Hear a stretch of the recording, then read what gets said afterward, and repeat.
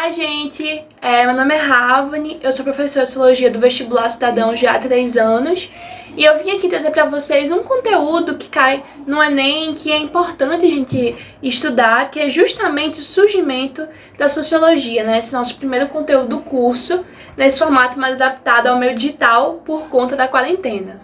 Então, antes da gente avançar acerca do contexto histórico e social que surge esse campo do conhecimento, que é a sociologia, é importante a gente especificar exatamente o que é a sociologia, qual a diferença desse campo do conhecimento para outras áreas que já existiam na época, e também qual o objeto de estudo da sociologia.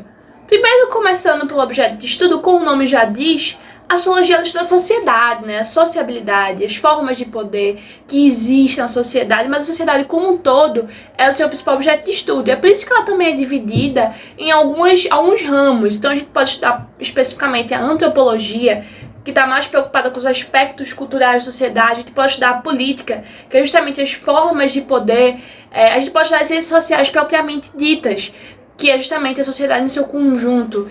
Mas, de qualquer forma, todas essas vertentes e perspectivas, apesar de serem diferentes porque colocam uma certa lupa e um enfoque em diferentes campos, elas recorrem a um só objeto, que é a sociedade no geral.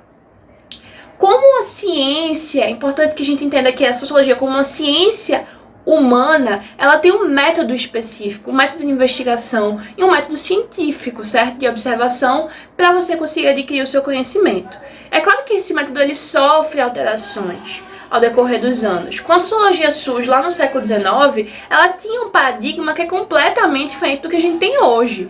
Não só por conta do lugar onde ela surge, mas também da época, das ideias que vigoravam majoritariamente. A gente pode ver isso aqui no Brasil também. Quando a sociologia ela surge aqui no Brasil, num momento diferente daquele que surge na Europa enquanto ciência, a gente tinha um paradigma que era baseado na raça, no meio, no tempo. Paradigma esse que a gente vai estudar melhor em outro momento e que depois ele muda, principalmente a partir de 1930, com Gilberto Freire, com Sérgio Buarque de Holanda, com Caio Prado Júnior, enfim.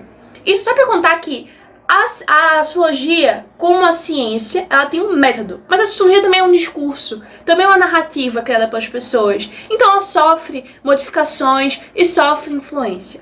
Ricardo Mussi, que é um professor da USP de Sociologia, ele vai mostrar como que essa ciência humana, que é a sociologia, ela sofre influências da sua época no que diz respeito ao conservadorismo, ao liberalismo ou mesmo tendências à esquerda como o socialismo. Mas que mesmo assim ela procura ser uma arma do conhecimento crítica apartada desses fatores. Mas acaba sendo porque é um discurso.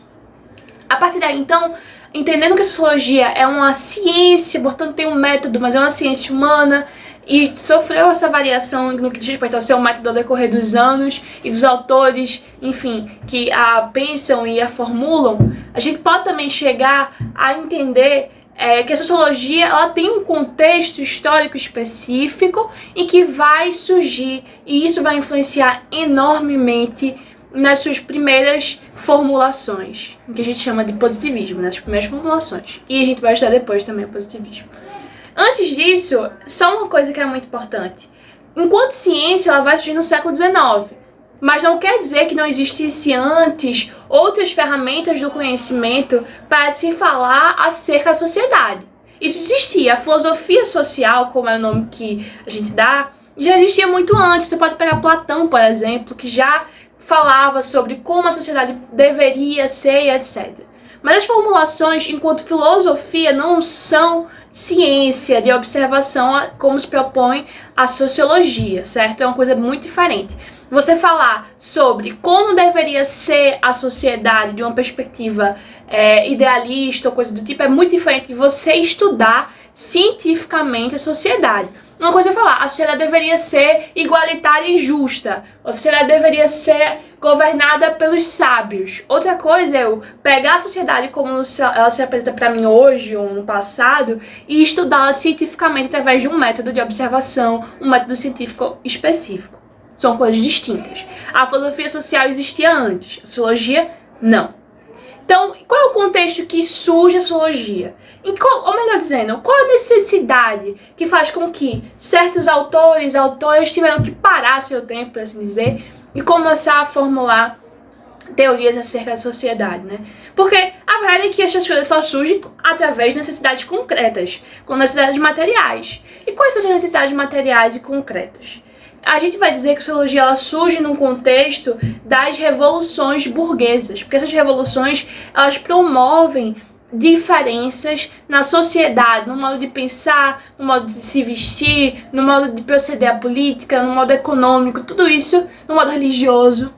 Mas vejam só, quais são essas revoluções burguesas? A gente está falando especificamente das revoluções da Revolução Industrial lá na Inglaterra, a primeira Revolução Industrial, mas posteriormente também as demais, e especificamente da Revolução Francesa, lá no século XVIII, né? Mas é importante pensar que as mudanças que essas revoluções burguesas promovem na sociedade, elas só conseguem existir porque houve um fluxo, um movimento de pensamento anterior a elas. Então, apesar das revoluções burguesas, quais sejam a Revolução Industrial e a Revolução Francesa, serem os movimentos e os acontecimentos que realmente fazem com que a sociologia se desenvolva a partir das mudanças que essas mesmas revoluções causam na sociedade, essas revoluções só podem acontecer porque em um momento anterior, muito longo, inclusive, um momento anterior bastante distante, as pessoas começaram a proceder de uma forma diferente do seu modo de pensar. Então eu só posso falar de Revolução Francesa se eu falar antes de Iluminismo, sobre como o Iluminismo vai mudar as cabeças das pessoas. Eu só posso falar dessas revoluções se eu falar antes do Renascimento, se eu falar antes da Reforma Protestante, que tudo isso vai paulatinamente dar espaço para que essas revoluções operem verdadeiras revoluções não só na vida, mas nas cabeças das pessoas. Então é preciso pensar dessa forma mais distante, mais completa, mas entender que como causas imediatas da sociologia são sim as revoluções burguesas, mas não quer dizer que por trás não exista todo um panorama muito maior e muito anterior a essas duas revoluções especificamente. Mas se você for explicar na sua prova, quais foram as principais causas de surgimento da sociologia? Revoluções burguesas, Revolução Industrial e Revolução Francesa. Mas, obviamente, não se fosse de esquecer, existem movimentos que são anteriores a essas duas revoluções e que, obviamente, vão embasar essas revoluções e esse pensamento e também o surgimento da sociologia. Percebam, quais são as mudanças, portanto, que trazem essas duas revoluções para o panorama da vida social e que faz surgir a necessidade de existir um campo do conhecimento para estudar a sociedade no interior dessas mudanças. Eu posso citar várias mudanças. Eu posso falar que a Revolução Industrial, a Revolução Francesa, elas trouxeram coisas como o trabalho infantil, o trabalho feminino, especificamente a Revolução Industrial nesse caso, mais característica, o trabalho livre, assalariado, né? Porque você vai, a partir daí, ter uma nova mudança no modo de produção, vai começar o capitalismo a surgir e tudo mais. Então você vai ter um novo modo de trabalho, né? Muito diferenciado do que existia antes no feudalismo, por exemplo. Então, você vai ter também a constituição de classes, a classe burguesa, o proletariado, que a gente vai estudar melhor quando for analisar Marx. Enfim, você vai também ter uma nova configuração de dinâmica socioespacial, geográfica, inclusive. Você vai ter uma dinâmica urbana que não existia anteriormente. Uma mudança na própria constelação familiar. Então pensa, se uma mulher começa a trabalhar, isso vai mudar a família daquela época, do século XIX. Enfim, você tem também mudanças acerca da própria religiosidade das pessoas. Como eu falei, lá anteriormente a Reforma Protestante vai começar a plantar esse germezinho que vai se alastrar com o fortalecimento da Revolução Industrial, do industrialismo, do capitalismo, que vai ser responsável por desmistificar o mundo. Sem contar que tudo isso também vai anteceder ao cientificismo que vai surgir também em momentos anteriores e que vai contribuir para essas ferramentas do pensamento crítico. Vocês vão ter mudanças também nas constelações políticas. Então, só pensar que a Revolução Francesa, ela acaba com o antigo regime, você depõe um rei, mas você não só depõe, você também corta a sua cabeça, guilhotina a cabeça desse rei, daquela rainha, e aí você muda completamente as constelações políticas, a forma de proceder politicamente em uma sociedade. Tudo isso vai trazer mudanças enormes. Tanto é que o nome é revolução, né? Uma mudança radical. E aí, todas essas mudanças na sociedade fazem com que seja necessário uma área do conhecimento para estudá-las de forma aprofundada. E essa área do conhecimento, portanto, é a sociologia, que surge no século XIX, no bojo dessas revoluções, no bojo dessas mudanças. E aí eu quero relembrar para vocês, como eu disse antes, que como é um discurso, apesar de ciência também é um discurso, e vai sofrer influência das ideias que vigoravam na época, a sociologia vai sofrer bastante influência do empirismo e do racionalismo, especialmente francês, que são duas correntes de pensamento que vão basear as suas observações do mundo, seus estudos, pela experiência e pela razão. Então se vai construir a sociologia inicialmente com base no racionalismo, colocando a razão como elemento fundante, muito importante, e também no empirismo, que vai colocar a experiência concreta como algo também muito importante para a observação científica.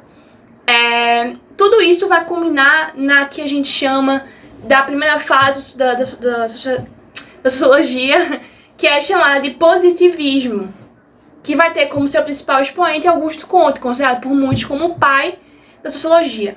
Sobre Augusto Comte e positivismo, a gente vai estudar em outro momento.